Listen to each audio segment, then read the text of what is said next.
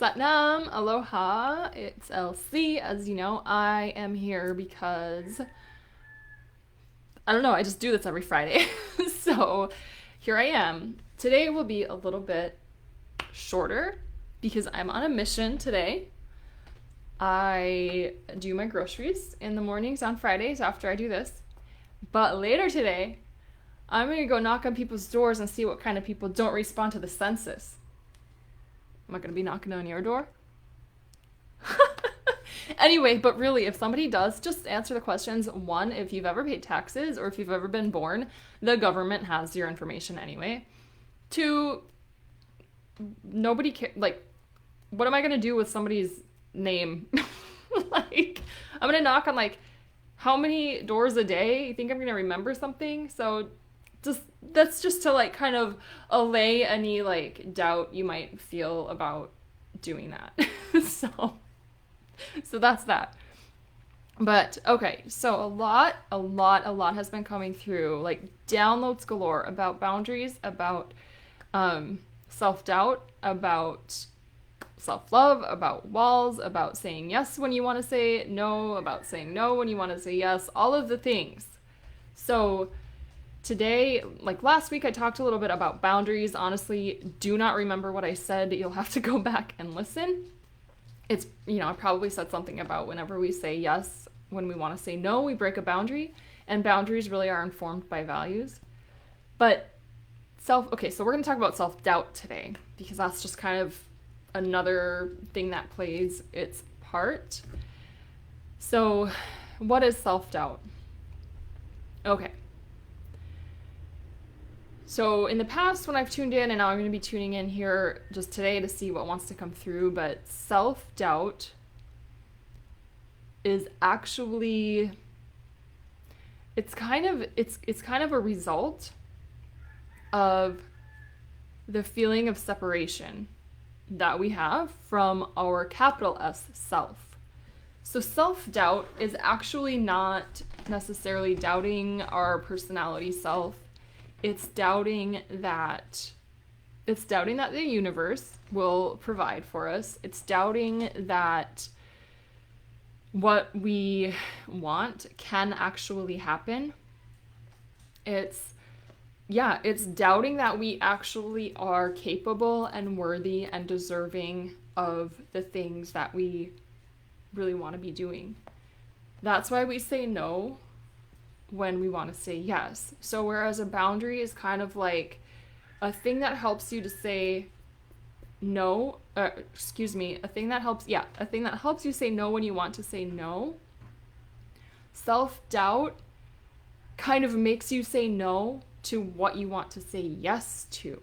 So that thing inside that is just like this, and it makes you start to expand, and you can feel it. I know we all can, because we've all been in situations where somebody might offer something to us or give us a suggestion or want to hang out or whatever it is, or want to take us out on a date or whatever it is, but then comes up. That was the perfect word or the perfect phrase. But then what? Pardon the roosters, they're just here to say hello.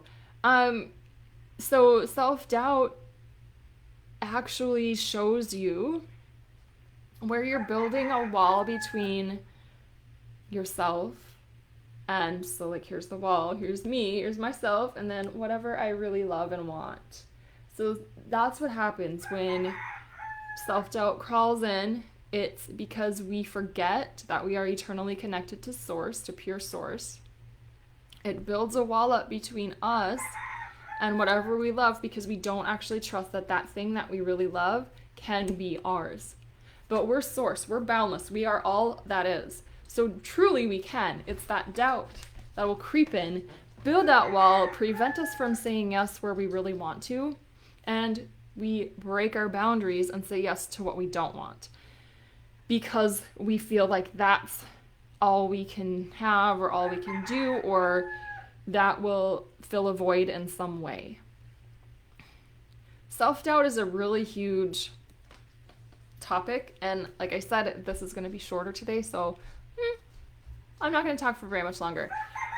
But every time we break a boundary, so every time we do say yes to what we really don't want, a little bit of self-doubt creeps in and builds a wall a little bit stronger. And so that wall between us and what we really do want. And then we feel like what we don't really want is all we can have. So we keep saying yes to it, thinking that eventually I'm going to get what I really want. If I just keep saying yes and reaching for the thing that I'm feeling that I'm lacking, if I keep saying yes to this situation, maybe this time it'll work out. We've all been there before. Relationships is a big one. It's just a big example, but it's really only one example. Work is another one. Like, I really, in my heart, feel like I'd like to be something else. I'd like to, go back to school and learn a different skill. Because when I was 18, believe it or not, I didn't know what I wanted to do when I was 54. So we get into the pattern, though, of whatever that track we took was, and think that, okay, we're stuck here. How many people have felt stuck in their lives? Me. And probably almost everybody else. Because we're basically taught to just go with the societal programming, really. And that's okay. That works for some people, and it doesn't work for others. I am a really good example of living in being raised and stuff in a family that worked for. That's like, everybody was really happy, to my knowledge. My sister took a whole different path than I did. She took the normal job and started a normal family and has a normal life. And I totally just was like, I can't do this. I tried. And I was just like, I can't do this. I was so depressed. I was just like, I can't. What I would do is I would see on TV or in commercials, or I'd hear it or wherever, I don't know, but this came into my awareness so much that I would hear a story of somebody who'd been diagnosed with cancer and decided, okay, I'm going to go and just enjoy the rest of my life. And then they cured of their cancer. And I thought, okay, either I'm going to be miserable until I get cancer and then use that as my reason to go enjoy my life, or I'm not going to wait for that. I'm not going to wait until I'm dying to start to enjoy my life. Something within me, that is what made me say, I don't care how much I doubt myself, I'm going to bring love into those spaces and just see what I can do. Because I was miserable anyway, right? What do I have to lose if I'm that miserable? It's not like I enjoyed what I was doing. So it was comfortable, and that's the other thing too. We get comfortable because really safety is our root core issue. We need to feel safe. And there's a lot of safety in comfort, and there's a lot of safety in familiarity. So that's why many people do wait until it's quote unquote too late to start to live. And yeah, not sure why I went there or where I was going with it, but that's what's coming through. So if you do have any questions, you're more than welcome to type them in. I'm not seeing any. If you're not on my page, if you're in one of my groups, I might not see them. So hop into my page instead. Self-doubt. Okay, so how do we work with self-doubt? The thing that dissolves self-doubt is self-love. But it's really hard to start to love ourselves if we're just walled off from everything that we love. So that's why I think a lot of people stay trapped and stay stuck in it, because it's challenging. We have to look at ourselves, and when we look at ourselves, we will find the beauty and the light and the source and the love that we are, but we're going to see everything else as well. So it's like shadow work. When you start to love yourself, you are doing shadow work, intense shadow work. So it takes a really strong commitment and desire and dedication to that inner self that you are to even do the work. Once again, that's why we see a lot of people that won't do the work. It can be scary because we don't want to see the uncomfortable parts of us. In fact, I'm actually taking a journey into the shadow right now and sharing it on my podcast. I am literally sharing the journaling that I'm doing as I take the journey of Inanna. So Inanna is the Mesopotamian goddess, the queen of heaven and earth, who decided to open up. She opened up to the underworld. She was hearing it calling, and she decided to descend into the underworld so that she could gain more power. So super ego, but I don't care. Like, okay, I'll gain more power, sure, right? So whatever it takes. But I'm seeing it as a journey because she has to pass through 7 gates of the underworld, and in each of those 7 gates she has to like take off something of that she has put on as protection. So I'm seeing it as like the chakras: crown chakra, 6th chakra, 5th chakra, you know the chakras, all the way down to the 7th chakra, the root chakra, all the way into the underworld. I've done 7, 6, 5, and 4. And I think I've done 3 episodes. One of them was just to explain what I was doing, and then the next 2 episodes, first one was about removing my crown. That was a really tough week. The next week was pretty tough too, but luckily I have seen some light even in the shadows now, so I feel better. But I knew going in that it was going to be like that. So this is my point. I'm bringing it back full circle. When you start to look within and find all of the power that you are, you're going to see everything. You're going to see where you've also been preventing that power. This is absolutely 100% natural, typical, normal for every human being. So it's not to judge and it's not to shame. It is just to see. When we see, we can then transform.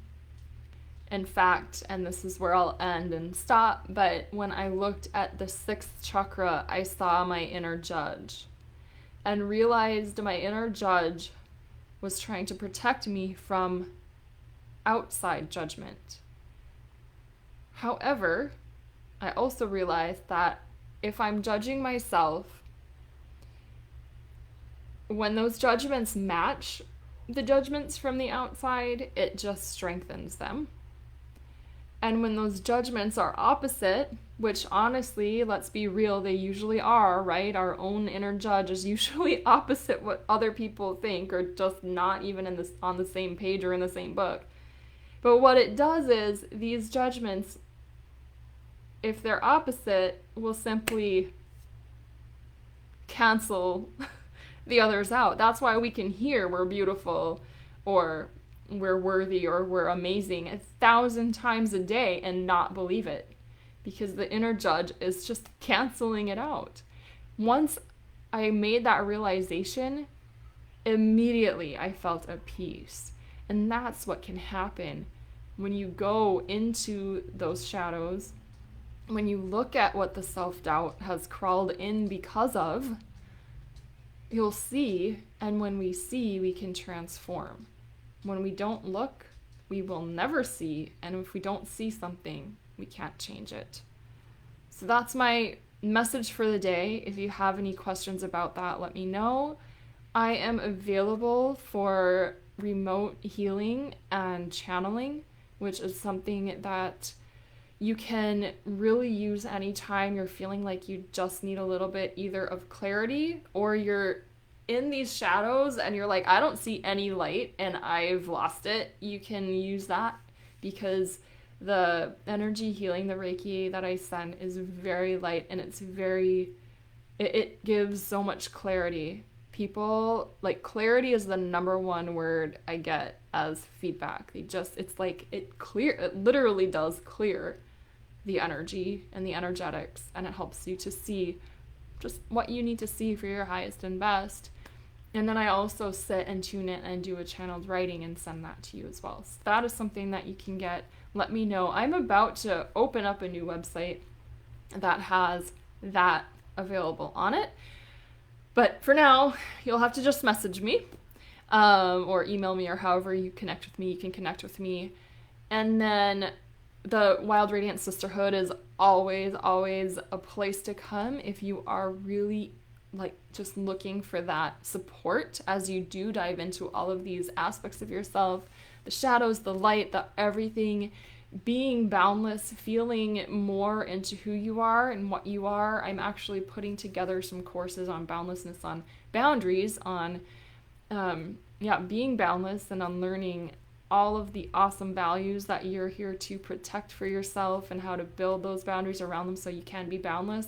So as I do that, you know, the sisterhood is going to get first kind of glance at it, and I do need testers. So that is one major perk for joining the sisterhood, and you can find that at laurachristine.us. And like I said, I'm going to be changing a lot of things around, but we'll always have the healing, channeling, and a form of the sisterhood and membership like that, some workshops available to you as well, because I wish nothing more than for you to be in alignment with your boundless soul so you can attract the people and things and opportunities to you that make you feel whole. Much love, and Satnam.